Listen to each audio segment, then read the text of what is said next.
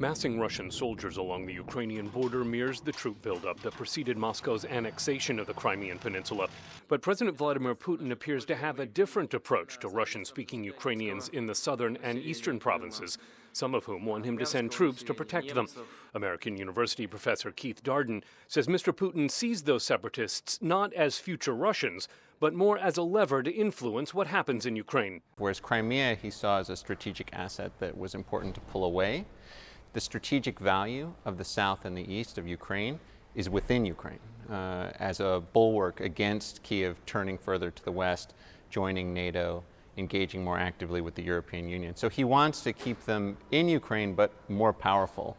Separatists in Donetsk are planning a Crimea-like referendum on leaving Ukraine. Denis Pushilin's one of the separatist leaders. The referendum will make it possible for us to build a relationship with any other country, federalization or non-federalization, or just to gain independence.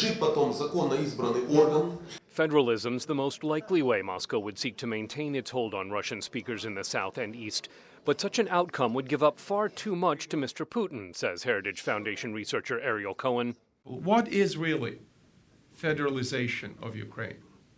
Federalization of Ukraine is rendering Ukraine impotent as a nation state. It is dictating a constitutional change to a neighboring country, and I'm wondering what would federalization mean for Russia itself. But the Russian leader says all Ukrainians should be free to choose their future, dismissing criticism that Moscow imposed the referendum on Crimea that led to annexation. If we are being honest and objective, then it will be clear to everyone that it is impossible to force people from their houses, their apartments under a gun, and make them go to a polling station to vote. Mr. Putin says he's open to resuming normal relations with the West, but he says there can be no comparing Kyiv's actions against pro-Russian separatists today with Moscow's campaign against Chechen separatists in the 1990s. In the North Caucasus, we were faced with an aggression by international terrorism. Those were properly formed, well-prepared gangs supplied and armed from abroad. That is a big difference.